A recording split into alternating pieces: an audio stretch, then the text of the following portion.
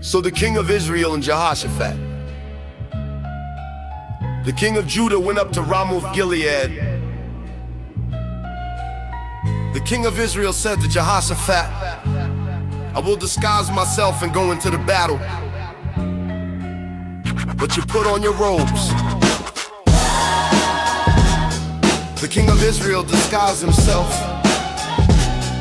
and went into the battle. Now the king of Syria had commanded the 32 captains of his chariots, saying, fight neither with small nor great, except only with the king of Israel. When the captains of the chariots saw Jehoshaphat, they said, surely that is the king of Israel, and they turned aside to fight against him. Jehoshaphat cried out. When the captains of the chariots saw that it was not the king of Israel, they turned back from pursuing him. A certain man drew his bow at random and struck the king of Israel between the joints for the armor. He said to the driver of his chariot, turn around and carry me out of the battle, for I am severely wounded. The battle increased that day.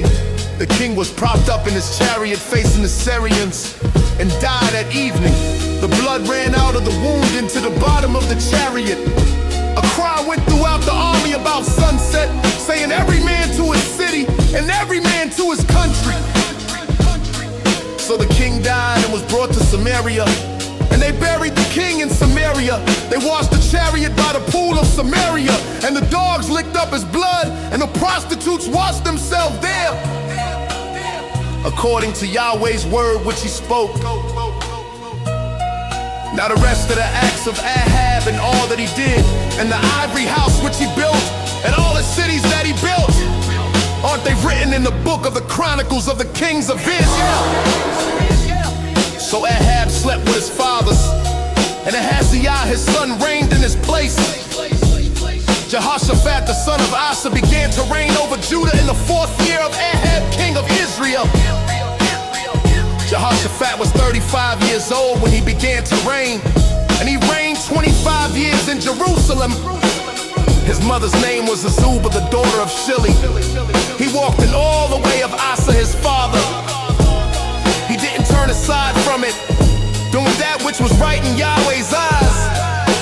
However, the high places were not taken away. The people still sacrificed and burned incense in the high places. Jehoshaphat made peace with the king of Israel. Now the rest of the acts of Jehoshaphat and his might that he showed and how he warred, aren't they written in the book of the Chronicles of the Kings of Judah? The remnant of the Sodomites who remained in the days of his father Asa, he put away out of the land. There was no king in my deputy rule.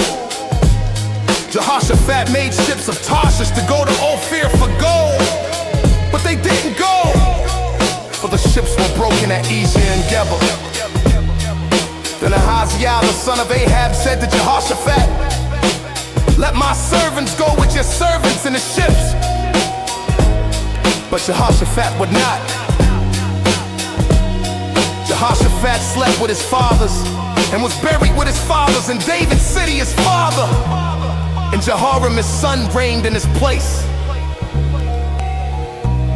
Ahaziah the son of Ahab began to reign over Israel in Samaria in the 17th year of Jehoshaphat king of Judah,